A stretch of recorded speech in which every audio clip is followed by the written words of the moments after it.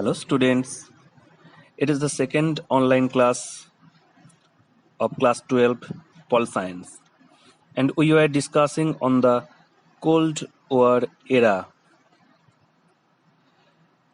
Hope you listened the previous lesson through audio repeatedly and understood the discussed portions well.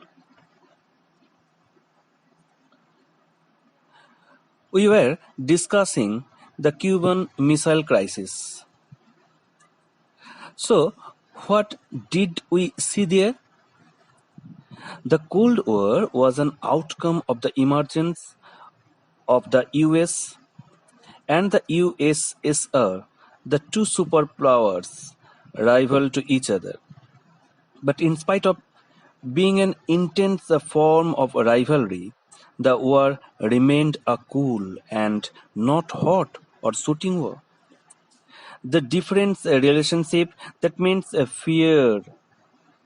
The deterrence relationship, deterrent means a fear or anxiety about the consequences, prevents direct war, but not the rivalry between powers. In this sense, the Cold War managed to ensure human survival. But after the emergence of two power blocks, the superpowers were keen on expanding their spheres of influence in different parts of the world. The smaller states in the alliance used the link to the superpowers for their own purpose. What were their purpose? Number one, they got the promise of protection. They will be supplied weapons. Number three, economic aids against their local rivals, mostly regional neighbors with whom they had rivalries. Therefore, most countries of Western Europe sided with the US. The countries, for example, France, Britain, Pakistan, etc. The countries sided to US, and those of Eastern Europe joined Soviet camp. For example, Germany, Hungary, Bulgaria, etc. That is why these alliances were also called Western and Eastern Alliance. You may ask why the superpowers needed any allies at all? They have the powers, of course, nuclear powers. After all, with their nuclear weapons and regular armies, they were so powerful that the combined power of Asia, Africa, and even some smaller states of Europe was no match to that of the superpowers. There was a reason. Yes, they also had some interest in making friendship with those weaker countries. The smaller states or countries were helpful for them in gaining access to vital resources such as oil and minerals. Number two, territory from where the superpowers could launch their weapons and troops. Number three, they should have the location from where they could spy each other.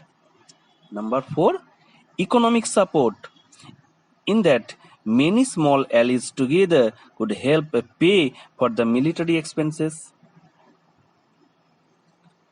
So, the Western Alliance was formalized into an organization, the North Atlantic Treaty Organization, in short, NATO, NATO, NATO, which came into existence in April 1949. It was an association of 12 states which declared that armed attack on any one of them in Europe or North America would be regarded as an attack on all of them. Each of these states would be obliged to help the other. On the other side, the Eastern Alliance, known as the Warsaw Pact, was led by the Soviet Union (USSR). It was created in 1955 and its principal function was to counter NATO's force in Europe. Likewise, in East and Southeast Asia and in West Asia, the United States built an alliance system called the Southeast Asian Treaty Organization (SEATO) and Central Treaty Organization (CENTO). CENTO.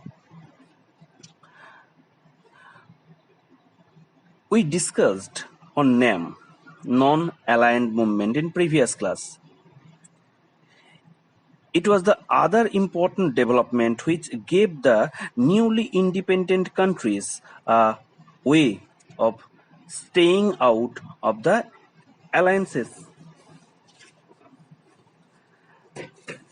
Now, we will discuss the arenas of the Cold War.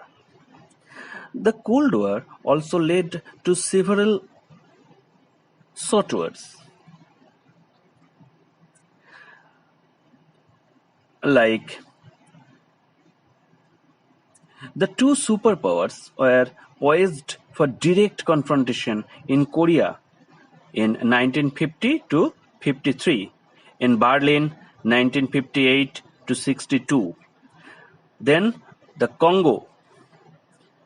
They fought in Congo the early 1960s and the other several places. A great many lives were lost in some of these arenas like Korea, Vietnam, Afghanistan. But the world was spared a nuclear war and global hostility. In this situation, the non-aligned countries played a role in reducing Cold War conflicts and averting some grave crises. Jawaharlal Nehru, one of the key leaders of NAM, non-aligned movement, played a crucial role in mediating between the two Koreas. In the Congo crisis, the UN Secretary General played a key mediatory role. As the Cold War rolled from the one arena to another, the logic of restraint was increasingly evident. The two sides understood that war might occur in spite of restraint. Either side might miscalculate the number of weapons in the possession of the other side. What would happen if someone fired off a nuclear weapon by mistake to the others? What will be the result? There will be a huge loss. So, this time, the US and the USSR decided to collaborate in limiting or eliminating certain kinds of nuclear and non-nuclear weapons. There are lots of treaty, test ban treaty, nuclear non-prolific treaty, and the anti-ballistic missile treaty. Therefore, the superpowers held several rounds of arms limitation talks and signed several more treaties to limit their arms. So students, today's discussion up to this portion. Hope you listened it carefully. Okay, bye. Stay home, stay safe.